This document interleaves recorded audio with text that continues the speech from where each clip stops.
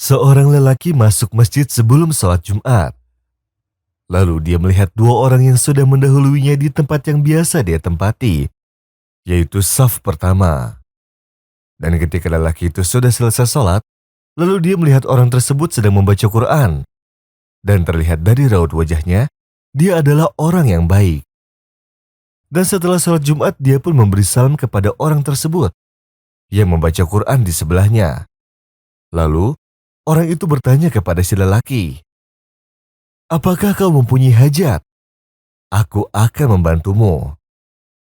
Lalu lelaki tersebut tersenyum dan berkata, "Terima kasih wahai saudaraku." Lalu orang yang di samping kirinya yang bekerja sebagai petugas kebersihan di jalan menoleh dan berkata serta bertanya seperti yang ditanyakan orang tadi.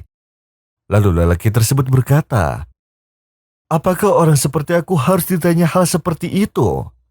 Lalu dia memberikan bantuan untuk hajatnya lebih dari kepentingannya. Dan setelah petugas itu keluar masjid, lalu lelaki itu bertanya, "Siapakah dia? Apakah dia melakukan hal seperti itu setiap sholat Jumat?" Lalu orang tersebut berkata, "Aku adalah seorang dosen, dan aku juga melakukan apa yang dia lakukan. Dan aku tidak akan bisa menjadi dosen kecuali dengan pekerjaan inilah yang sangat baik. Dan aku selalu sholat di dekat masjid tempat kuliahku dulu. Lalu, aku merasa sedih karena ayahku meninggal. Dan tidak ada yang membantuku kecuali sang ayah. Lalu, ada orang yang menyapa di sampingku dan menanyaiku, 'Apakah kau mempunyai kebutuhan agar aku bisa membantumu?' Lalu aku tersenyum dan berkata, 'Ya, aku ingin melunasi tunggakan kuliahku.' Lalu orang tersebut berkata, 'Baiklah, tunjukkan padaku dan beritahu namamu dengan jelas. Besok aku akan berangkat dan melunasi hutangmu.'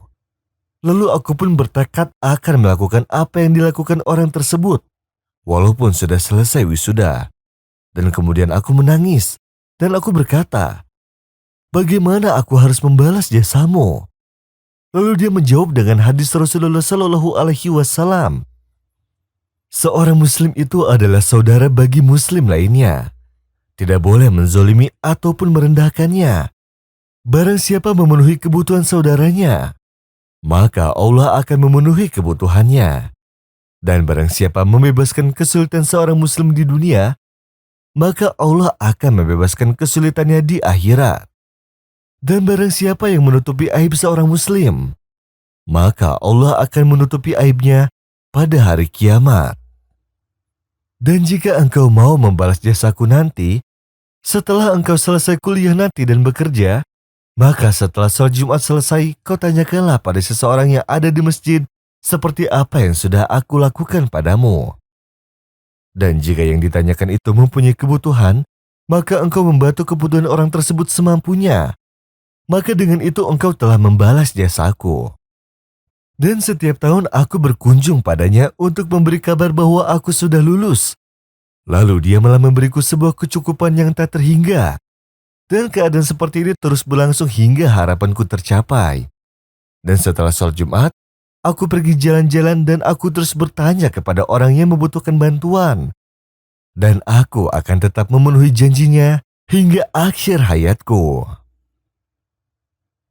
إن الله يأمر بالعدل والإحسان وإيتاء ذي القربى وينهى عن الفحشاء والمنكر والبغي يعظكم لعلكم تذكرون وأوفوا بعهد الله إذا عاهدتم ولا تنقضوا الأيمان بعد توكيدها وقد جعلتم الله عليكم كفيلا إن الله يعلم ما تفعلون